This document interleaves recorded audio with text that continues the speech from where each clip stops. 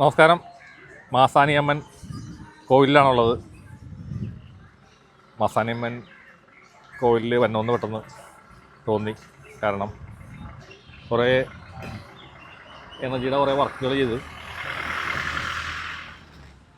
ചെറിയ ക്ഷീണവും കാര്യങ്ങളൊക്കെ സംഭവിച്ചു. അപ്പോൾ ഇവിടെ വന്നൊന്ന് തൊഴുതു പോവാം, ദൈവയുടെ അനുഗ്രഹം മേടിക്കാമെന്ന് ചോദിച്ചു. അങ്ങനെ ഇങ്ങോട്ടേക്ക് വന്നു,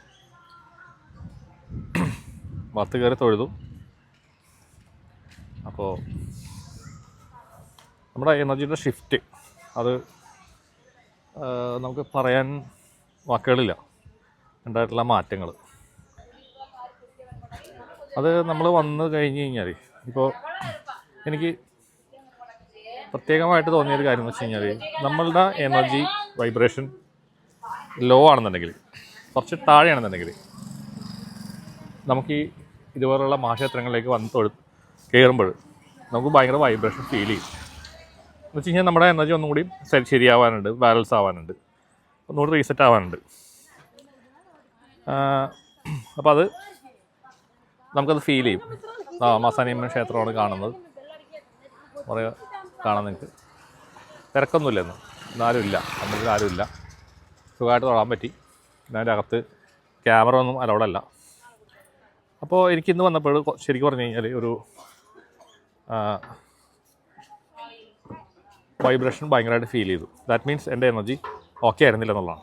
അപ്പോൾ ഞാനത് കുറച്ച് നേരം ഇരുന്നു, അത് റിലീസായി പോയി. അങ്ങനെ ദേവിക്ക് നന്ദി പറഞ്ഞുകൊണ്ട് പയ്യെ അവിടെ നിന്ന് പുറത്തേക്ക് ഇറങ്ങി. ഇവിടെ കൊടിമരമുണ്ട്. ഈ കൊടിമരം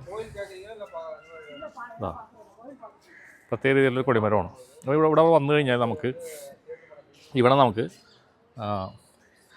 ചെറുനാരങ്ങ 2 അങ്ങനെ കട്ട് ചെയ്തിട്ട് അവിടെ ഒരു കുത്തി വെക്കാനുള്ള സാധനമുണ്ട്. പിന്നെ